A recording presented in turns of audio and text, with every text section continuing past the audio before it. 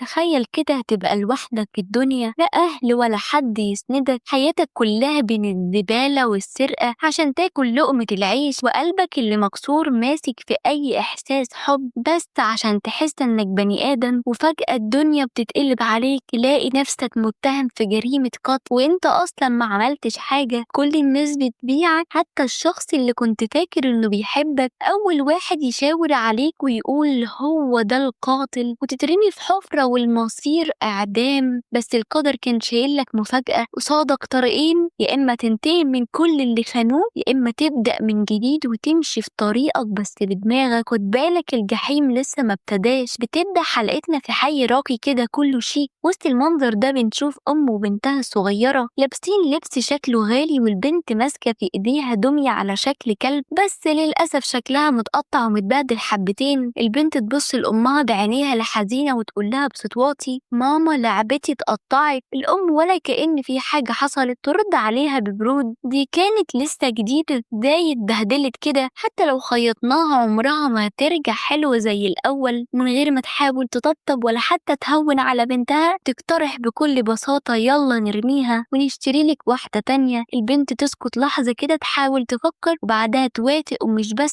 كده تتحمس وتقول إنها عايزة اللعبة الجديدة تبقى على شكل قطة. وفي لحظة اللعبة اللي من شوية كانت غالية على قلبها اتحولت لحاجة ملهاش قيمة، مجرد زبالة. الأم بكل برود تاخد اللعبة ترميها مع باقي الزبالة كأنها ولا حاجة. وهنا نبتدي نفهم الناس دي بتحول أي حاجة كانت غالية عليها لأي حاجة ملهاش تمن بكل سهولة. كنوزهم بتتحول لمجرد خردة. مش بس كده، بيتعاملوا معاها كأنها حاجة لازم تتشال وتتخبى، ولا حد بيقف لحظة يسأل نفسه بيلاقي فيها أي قيمة. ونفس المصير ده بيحصل للناس. وبننتقل للمشهد اللي بعده، الكيس اللي فيه اللعبة بيروح مع كومة أكياس. بنروح لعمق مظلم كئيب، بنخش في شبكة أنفاق تحت المدينة ونشوف شاحنات ضخمة حديدية كأنها وحوش، كل واحدة شايلة كميات مهولة من الزبالة اللي اتجمعت من حي الأغنياء، وبيرموها في أنابيب عملاقة. أنابيب ما نعرفش بتودي لفين، لمكان مجهول فوق السطح بتاع منشأة جمع القمامة. لكن الحكاية ما انتهتش هنا، كان في شخص بيترقب من بعيد، مستخبي وسط الظلال، متسلل جوه المبنى بهدوء قاتل. في اللحظة دي بنشوف أحد الحراس وهو واقف مكانه مركز في شغله كالمعتاد، كل حاجة حواليه ساكتة وما فيش أي حركة. وفجأة يسمع صوت غريب، صوت خربشة جاية من واحدة من غرف القمامة. بيشد نفسه ويمشي بهدوء ناحية الصوت، ولما بيوصل ويبص إن الشباك بيتصدم حرفيا. قدامه في شخص واقف وسط كومة زبالة، مش متشرد ولا تايه، لأ ده واضح إنه بيدور على حاجة محددة. نظراته كانت مركزة، تصرفاته غريبة جدا. الحارس بيشد نفسه أكتر ويحاول يتكلم بصوت قوي، أنت مين؟ بتعمل إيه هنا؟ دي منطقة محظورة. لكن الشخص ده مردش، بس لفله بنظرة، نظرة تقشعر لها الأبدان، نظرة خلت قلب الحارس يسقط في رجله. وساعتها فاهم ده هو الشخص اللي كل البلاغات بتتكلم عنه، جامع القمامة الغامض اللي بيقالوا إنه بيخرب شكل المدينة ويعكر صفو الحي النظيف اللي حوالين المنشأة دي. ومن غير تردد الحارس بيروح ضغط على زر الإنذار، بيستدعى كل الحراس فورا. الوضع خرج عن السيطرة، انت في منطقة محظورة، سلم نفسك فورا. لكن الشخص ده ما بيردش ولا حتى بيهتم، وفجأة بيرمي عليهم أكياس قمامة كتيرة بتتفتح في الهواء، وريحة القمامة بتنتشر حوالين المكان. الحراس بيتشتتوا بيغطوا وشهم، ومحدش شايف حاجة وسط الزبالة الطايرة. وفوقهم هم لسه بيحاولوا يفهموا اللي حصل. الشخص الغريب بيستغل الفوضى وبيهرب، بيتسلل من فتحات التهوية زي الشبح. الحراس بياخدوا بالهم، بيجروا وراه، بيطلقوا النيران من كل اتجاه. لكن الشخص ده مش طبيعي، بيتفادى الرصاص بمنتهى السهولة. رشاقته غريبة، جسده بيطير فوق الأسطح كأنه مش بني آدم، بيتنطط فوق المباني، بيهرب كأنه دخان. الحراس في صدمة حقيقية، بيصرخ وراه، بس هو خلاص بعيد بعيد. ولسه وهو بيهرب طلقة بتصيبه، رصاصة بتخترق كتفه، بس حتى وهو مصاب ما بيقفش، بيكمل وبيختفي في الظلام. الحراس بيقفوا مكانهم لسه بيحاولوا يفهموا اللي حصل، لكن خلاص اختفى. وفجأة الكاميرا بتقرب، وش بيظهر من وسط الزبالة، وشه مغطى بالتراب لكن ملامحه واضحة أخيرا. رودو وبصوت متهدد متهكم ساخر بيقول أنا مش جامع القمامة انتوا أغبياء، والمشهد بيتغير بينا مرة واحدة بياخدنا بعيد عن عالم الأغنياء والنظافة اللي حواليهم لعمق الحقيقة لحياة الناس المنسيين الطبقة اللي تحت أو زي ما بيسموه أهل القبيلة. بنشوف ريخته الراجل اللي رب روده من وهو صغير ماشي وسط شوارع الطبقة العليا كأنه متسلل في عالم مش مكانه، وهو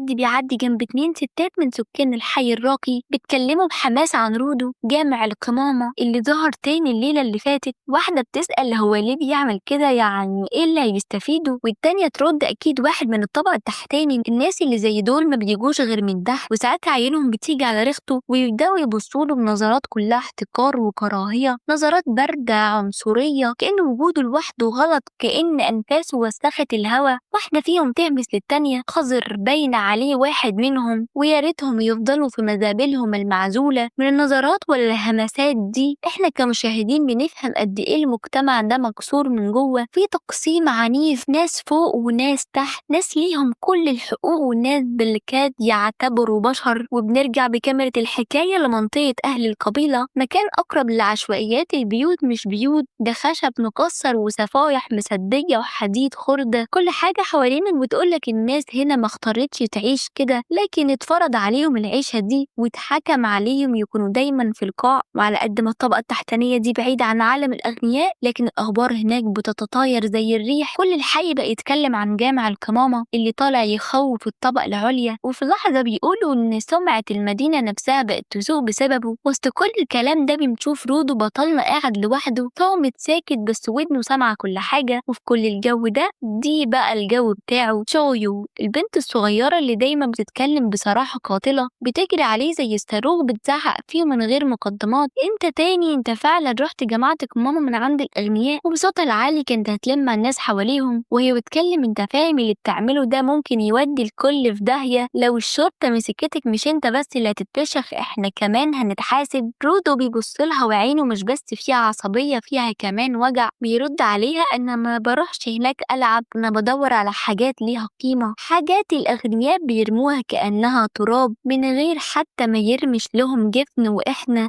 بنقعد نحلم بنص الحاجة دي. وبيكمل انا بجمع وبصلح وببيع عشان اعرف اعيش، عشان اعرف اجيب لقمة عيشي. بس تشوي كالعادة ما بتسيبوش بسهولة، بتضحك بسخرية وتقوله واضح انك بتحب الزبالة بجد، لقب رجل الزبالة لايق عليك قوي يا رودو. وفي وسط الكلام اللي بين رودو وتشوي وبنسمع اصوات جاية من بعيد، ضحك عالي، كام شاب من البلطجية اللي ساكنين في نفس الحي ماشيين بخطوات تقيلة عينهم مليانة سخرية وشرب، ووقفوا قدام رودو كأنه عمل لهم مصيبة. واحد منهم بيبص لتشوي وقال لها بنبرة كلها قرف ابعدي عنه يا بنتي ده ريحته زبالة، وابتدوا يتريقوا على هدومه القديمة المقطعة والجوانتيات الجلد اللي دايما لابسها اللي شكلها كأنها كانت في حرب. واحد تاني بصله وقال له انت لابسهم ليه، مخبي ايه تحتهم، ولا ايدك اصلا مش طبيعيين. الكلام ما بقاش بس سخرية، ده بقى اهانة بصميم كرامته. بس المصيبة لسه منزلت اللي كانت فعلا صدمة، ولما واحد منهم بص لتشوي بنظرة كلها خبث وقال لها انت عارفة ان رودو ده ابن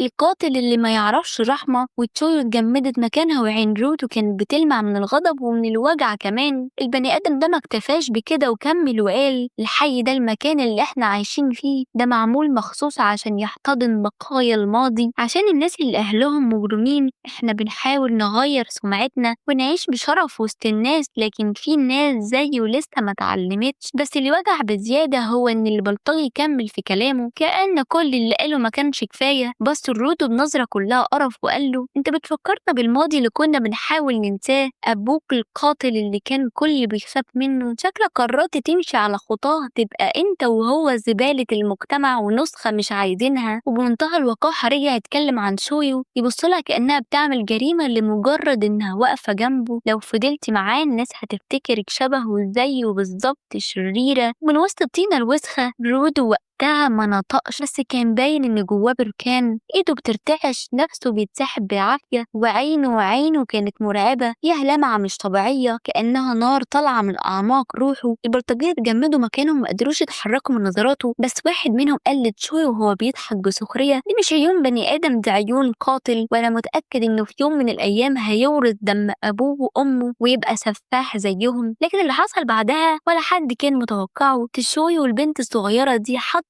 خطت خطوة لقدام، بصت لرودو في عينه مباشرة وقالت له أنا مش خايفة منك، أنا مؤمنة بيك، أنا عارفة إنك مش شبههم وإنك مش شرير وإن عمرك ما هتقتل حد لا دلوقتي ولا بعدين. رودو اتفاجئ، يعني هو متعود الناس تخاف منه، تشتمه، تهينه، تشوفه وحش من قبل ما تتعرف عليه، لكن المرة دي حد صدقه، حد شاف فيه إنسان مش ابن مجرم. نظرة الغضب اللي كانت مالية وشه بدأت تهدى، بدأت ملامحه تتغير، بيبص لتشويو بنظرة كلها تأثر بس مش عارف يقول إيه، مش متعود يسمع كلام حلو، مش متعود يتشاف. وهنا عين تشويو تقع على حاجة، عروسة صغيرة وسط الزبالة اللي رودو كان مجمعها، صورها بانبهار كأنها كنز، وتقول له هي دي عروسة؟ العروسة دي جميلة قوي، انت اللي خيطتها، انت اللي رجعتها للحياة كده. رودو اتكسف، باين عليه اتلبش ومش عارف يرد، بص للناحية التانية ومسك العروسة في ايده وقال لها بصوت واطي كنت عاملها عشانك، هي مش للبيع. تشوي عينيها بتلمع من الفرحة، كانت خلاص هتمد ايديها تاخدها، لكن فجأة صوت مامتها بيقطع اللحظة. تشوي ويلا نرجع البيت. الست جت سحبها من ايديها بعيدة عن رودو كأنه وباء، كأن كل اللي حصل ما كانش له معنى. رودو فضل واقف لوحده ماسك العروسة بإيده، بس على وشه كان في حاجة مختلفة. سحب نفسه وقرر يرجع لكوخه. أول ما رودو بيوصل للكوخ بيلاقي ريخته مستنيه كالعادة، وشه بيقول كل حاجة، قلقان عليه وبيحاول يخبي. بيبصله لما عينه تقع على كتف رودو يلاحظ الجرح واضح إنه من طلق ناري. يتوتر ويقول له بقلق ليه بتعرض نفسك للخطر ده عشان شوية فلوس؟ أنا هنا وأنا المسؤول عن المصاريف دي، مش لازم تشيل الحمل لوحدك. رودو بيبصله وقال له أنا مش بعمل كده علشان دين ولا علشان أرد لك جميل، أنا بعمل كده لأني بشوفك عيلتي الحقيقية ودي أقل حاجة أقدر أقدمها ليك. الكلام ده لمس قلب ريخته، مستوى التأثر كان باين في وشه، صوته اتغير وبهدوء قال له تعالى اقعد جنبي خليني أغير لك على الجرح. رودو قرب وقعد جنبه، ريخته بدأ يفك الرباط. ساعتها طلب منه اخلع القفازات يا رودو، خليك طبيعي شوية. رودو اتجمد للحظة، تردد واضح، لكن بعد ثواني بدأ يفك قفازاته. وهنا ايدين رودو ظهرت لأول مرة لونها اسود، مش مجرد سواد عادي، متغطية بندوب قديمة وعميقة وشكلها مش بشري خالص. ريخته بيبص لكن ما قالش حاجة، لا خوف ولا تقزز، بس صمت تقيل. رودو قطع الصمت وقال بصوت خافت جرح الرصاصة ده ولا حاجة ولا حتى بيقرب للوجع اللي كنت بحسه زمان. رودو وقعد جنب ريخته بيبدأ يحكي عن وجع اللي عمره ما عرف له اسم. قال ان وانا صغير ايديا بالشكل ده سودة غريبة مش شبه باقي البشر، والناس كانت بتبصلي بنظرات تقرف وخوف كأني وحش. وبعدين كمل وبص لإيديه، بس انت لما اديتني القفازات دي فاكر كانت مقطعة وبايظة اصلا، بس اول ما لبستها الالام اللي كنت بحسه راح اختفى كأني بقيت انسان تاني. رودو رفع عين لريخته وقال له انا مديون بالدنيا كلها، والدين ده انا عارف اني مهما عملت مش هعرف اسدده. ما نطقش بكلمة، بس عينه كانت مليانة فخر، ومد ايده وطبطب عليه بهدوء كأب حقيقي، بس علشان يخفف عليه حب يغير المود. ضحك وقال له طب سيبنا من السواد ده شوية، قولي بقى تشويو عاملة ايه معاك؟ رودو اتخض وشه احمر وسكت. ريخته كمل لو ملحقتش تعترف لها بحبك حد تاني يخطفها، وبنت زيها مش هتفضل مستنياك طول العمر. وبعدين قال له تعلم تضحك شوية يا عم، كفاية تكشر الدنيا، مش مستاهلة الكآبة اللي عايش فيها. رودو يمكن لأول مرة من زمان كان حاسس إن في حاجة تستحق يعيش عشانها. وفي نفس اللحظة اللي رودو كان بيحاول فيها يرتاح في حضن الكلام الحلو، بره الكوخ في الظلام كان في حد بيراقبهم، شخص غريب لابس لبس مش مألوف، مقنع ومخبي وشه كأنه مش عايز يتعرف، واقف من بعيد بيسمع كل كلمة وعينه مش بتتحرك عن رودو. ما قالش ولا حرف، ما عملش صوت، وبعدها اختفى في الظلام كأنه ما كانش موجود. تاني يوم الصبح رودو بيصحى وصوت ريخته لسه بيرن في ودنه، قام مسك دلو مية وحطه قدامه وقعد يبص في انعكاس صورته. حاول بكل قوته يبتسم، شد على شفايفه، حاول يرفعهم، لكن وش ما كانش بيتجاوب. وقال لنفسه ازاي يبتسم بالوش ده بعيون كل ما تبص تفتكر الكره والغضب. اتأكد ان الكلام سهل بس التطبيق ده حكاية تانية خالص، حكاية اسمها انا مش شبههم، انا من عالم تاني. رودو بيقوم من مكانه، الخيبة باينة في كل خطوة بيخطوها، كل عضلة في جسمه بتقول انا تايه. بيمشي وبيمشي لحد ما يوصل للمكان اللي على طرف الحي، المكان اللي الكل بيتجنبه، اللي بيطل على هوية كبيرة. بيقعد هناك على الحافة بيبص لتحت، البيوت المتهالكة، الخشب المكسر، الصاج اللي مش بيصد البرد، حياة كاملة كلها شبه بعضها، كأن الزمان واقف هناك والحياة مش بتتحرك، بس الغلب هو اللي بيزيد. الهوية دي مش بس حفرة، دي كانت سلاح، أداة تهديد. لو غلطت هنا مصيرك، هنا هيدفن اسمك من غير حتى ما حد يسأل عنك. رودو يبص بعينه اللي فيها مزيج من الحزن والغضب، وفي وسط السواد اللي مالي دماغه بيجي صوت بيعرفه، صعب يتجاهله. رودو بيتقلب بسرعة يلاقيها تشويو واقفة جنبه وشها في قلق بتبص له وبتسأله انت بتعمل ايه هنا لوحدك؟ هو بيتفاجأ مش بس لأنها لقيته لكن لأنها دايما بتظهر وقت لما قلبه خلاص بيغرق. رودو بتبص لها ومش عارف يقول ايه، بيحاول يخبي توتره وبيقول بصوت واطي شوية انا مش باجي هنا كتير يعني. تشويو وتبص لتحت للهاوية وبكل عفوية قالت المنظر من هنا وحش جدا، انا بكره اللحظة اللي بنضطر فيها نشوف حد وهو بيتعدم.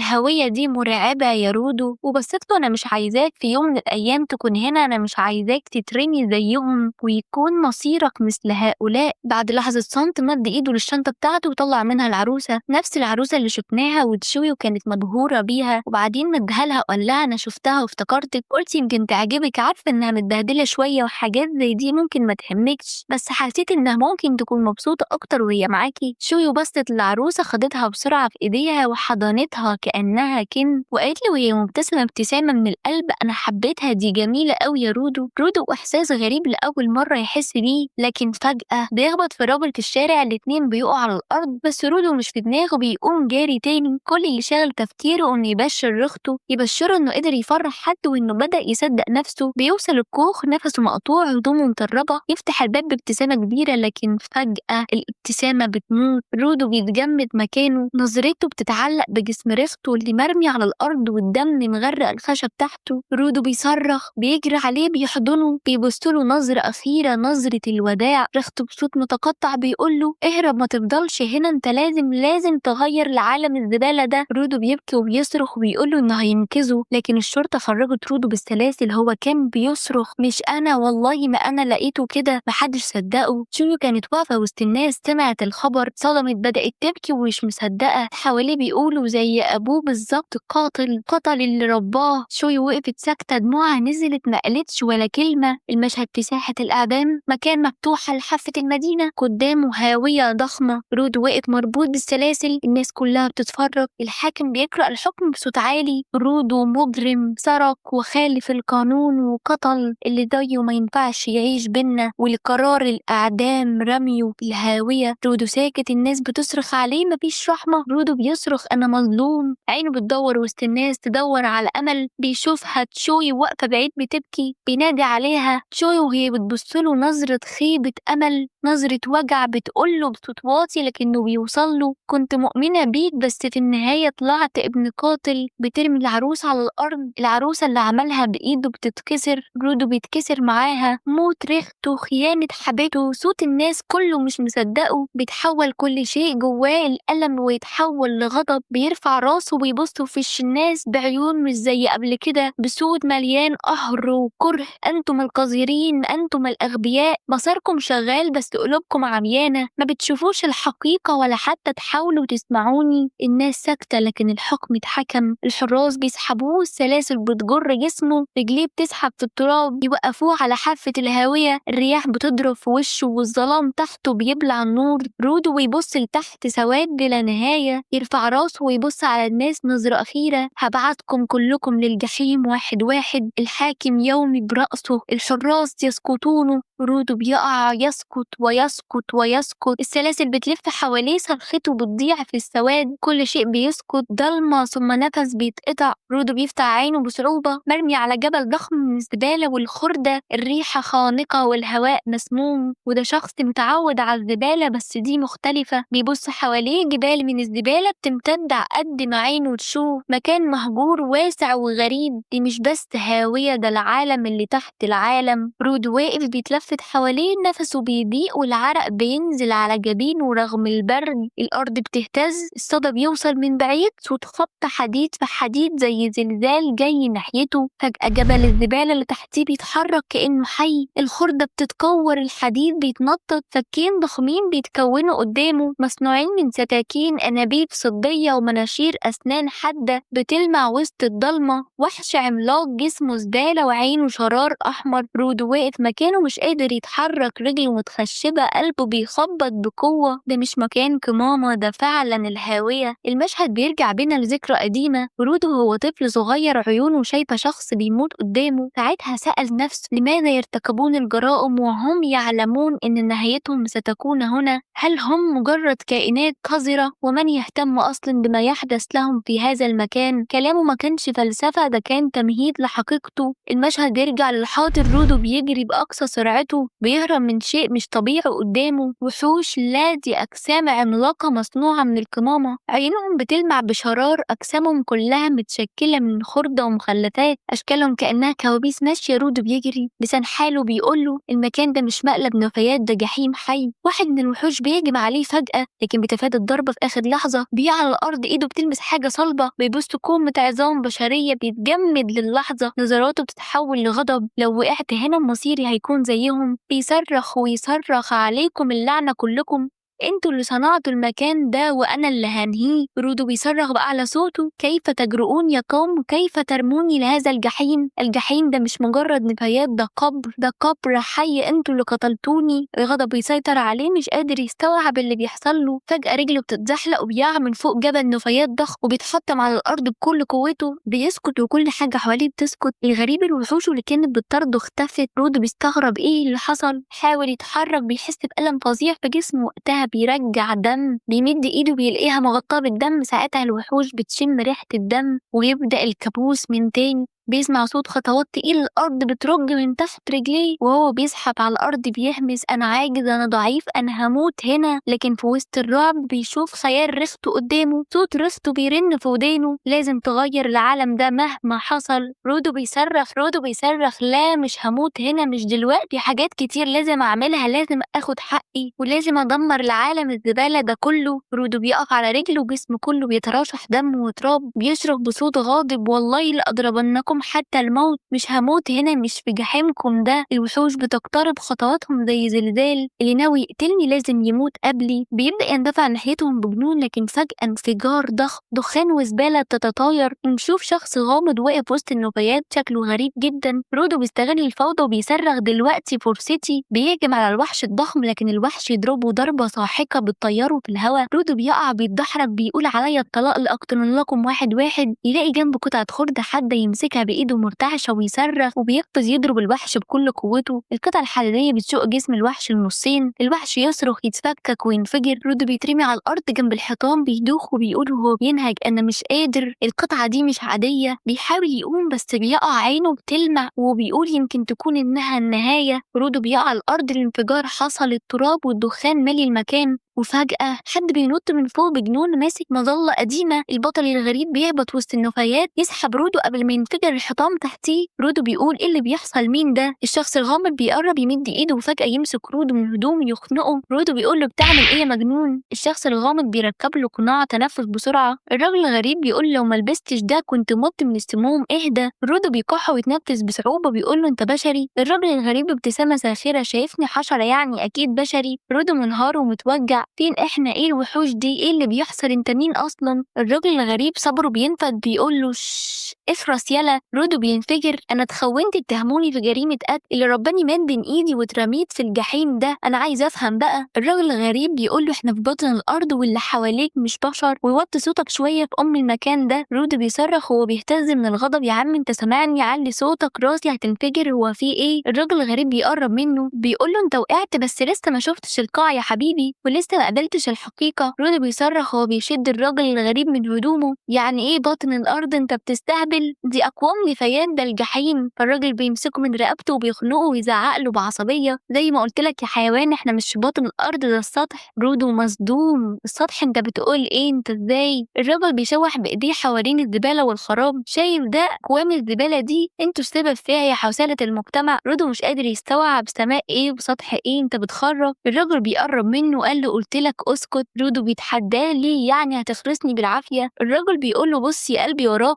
رودو بيبص عينيه بتتسع، الوحوش راجعة، نفس الوحوش اللي كان بيهرب منها دلوقتي بترجع عليه تاني من بعيد وبتصرخ بأصوات معدنية مزعجة. الراجل بيشاور عليهم بيقوله بسبب صوتك العالي سمعونا. دول بيسموهم الوحوش الشاذة، زبالة متحولة بتكره الصوت وبتشم الدم. رودو بيرجع خطوة بيقول بس أنا قتلت واحد منهم صح؟ الراجل بيقوله جرب تضربهم تاني وشوف، مهما تدمرهم هيتجددوا. الزبالة هنا بتتجمع وبتنتقم. وبنبرة غضب مكبوت الراجل بيبص له ويقوله كنت موطي صوتي علشان ما يسمعناش، بس انت يا خنزير سمعت المكان كله. رودو بصوت واطي وانت مش بتحب تخلص عليهم ليه؟ الراجل الغريب وهو بيجهز سلاحه الغريب عشان دول مش زي باقي الوحوش اللي هنا استثنائيين وكل مرة تقتلهم بتكون بتغذيهم أكتر. رودو واقف مش فاهم، مش مصدق ازاي غلطة جابت كل البلاوي دي. الراجل بياخد نفسه وبصوت فجأة بيتحول لمهيب. حان وقت تنظيم الفوضى. بيفتح المظلة لكن المرة دي مش مظلة عادية، بتتفك بتلف بتعمل صوت هوا رهيب. الراجل بيوجهها ناحية الوحش يدوس على الزر والمظلة تبدأ تلف بعنف. رودو واقف مذهول بيقول لنفس الوحش فعلا بيتفكك بيطير في الهوا. الراجل مش بيختفي، بيقفز في الهوا بمرونة غير طبيعية، يستعمل تدفق الهوا المضاد من المظلة عشان يطير فعليا. يفتح مظلة تانية أوسع فيها شكوك غريبة ينزل بيها كأنه صاروخ على راس الوحش التاني. الوحش بيتفتت. رودو واقف بعيونه بيقول ايه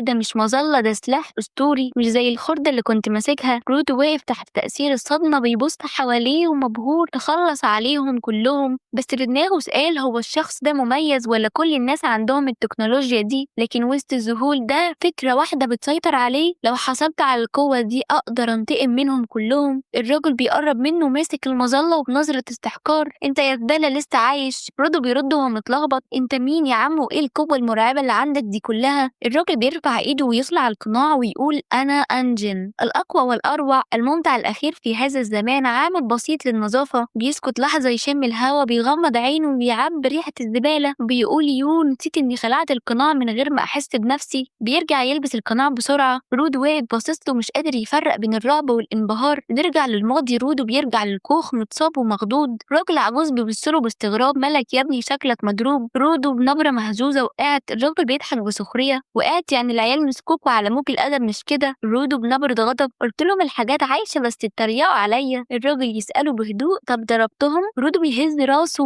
لا. بيسود الصمت لحظة لحد ما بيجيب سيرة ريخته. رودو بنبرة حزينة كان دايما بيقول إذا اعتززت بشيء لمدة طويلة فسوف تسكنها روح، مش كده ولا إيه؟ بالظبط يا صديقي، الجملة دي بتقلب كل المفاهيم. إذا اعتززت بشيء لمدة طويلة فسوف تسكنها روح. الراجل هنا انجن بيأكد على الفكرة دي مش مجرد كلام ريخته، لا ده مبدأ كامل، فلسفة عميقة بيعيش بيها. بيقول لرودو يعني حتى القلم ده والكتاب ده والبتاعة دي، المكان كله كل حاجة فيها روح لو انت امنت بيها. انجن بيتريق عليه وبيقوله قفزاتك دي برضو اعتز بيها يا رودو، مين يعرف يمكن في يوم تسكنهم روح. وفجأة رودو بيصحى من النوم مش في سرير، مش في مكان مربوط بجنازير، وبيلاقي انجن بيشده. رودو بيصرخ سيبني يا عم. انجن بنبرة مستفزة وبعدين يا حبيبي انت بتتكلم بالاسلوب الزبالة ده مع اللي انقذ حياتك؟ رودو مكبل ومتعصب وهينفجر. منقذ ايه وانت مكبلني بالمنظر ده؟ انجن كعادته بيرد بسخرية اغمى عليك وعشان انا شخص محترم وما حصلتش قررت اساعدك. رودو بيبرق له ويقول له بعصبية شيل الحاجات دي عني يا عم، لازم ارجع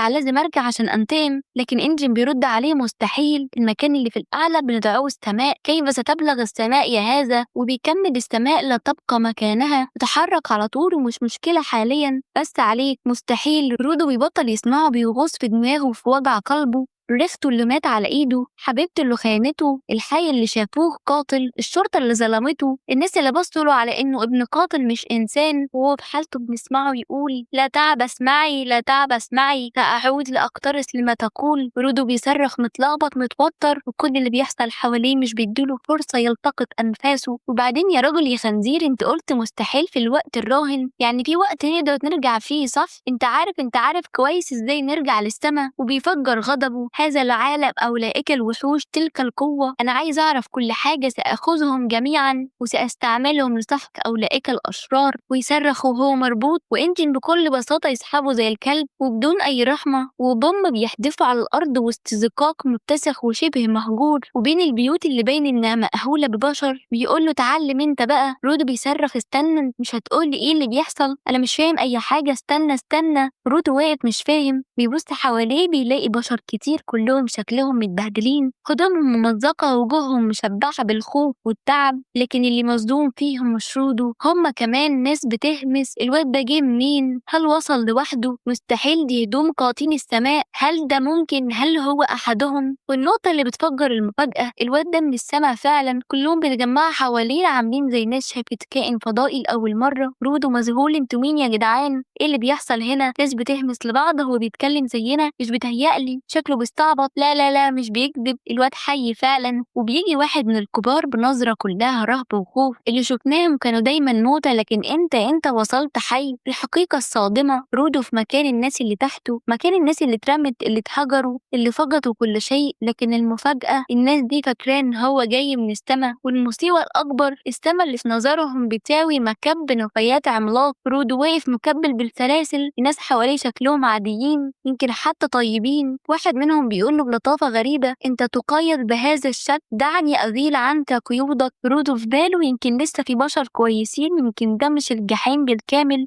لكن يا صديقي، ثانية واحدة يتغير الكلام، يتغير الصوت، يتغير الوجه، وإذا بالطعنات تنهال، لكن مش طعنات سيوف، دي طعنات خيانة وجشع وغل دفين. الراجل بيقرب منه ويبصله بنظرة كلها طمع وغل. أيوة، اللي قد خدعناك. الناس بتقيده أكتر، الناس كلها بتضحك ضحكة خبيثة. واحد فيهم بيقول له أجسادكم نادرة، عينك، جلدك، قدمك، ثيابك، كل حاجة فيك ليها تمن، وما كنتش أحلم في يوم أمسك واحد زيك، لكن بسببك هعيش بانبساط. رودو مش مصدق، مش من الخوف، من الخيانة، من الغدر التاني. والراجل بيقول بصوت مليان حقد، تعرف يا ابني كرهكم لأنكم كنتوا فوق بتبص علينا كأننا زبالة، وترموا علينا زبالتكم وأنتم مضحكين، وتتوالى الأجيال جيل ورا جيل، والجو بقى سام، وحوش بتتكون، ناس بتتدفن أحياء تحت نفاياتكم، بيوت بتموت، أمراض بتنهش، وكل ده بسبب أرضكم اللي فوق. وتفتكر لما يشوفوك هيعملوا فيك إيه؟ واستنوني في الحلقة الجاية علشان نشوف إيه اللي هيحصل لرودو. ولو وصلتوا لحد هنا فأنا بحبكوا قوي، ويلا بقى لايك وشير واعمل سبسكرايب للقناة واضغط على زر الجرس، وأنا بحبكوا قوي، ويلا باي باي.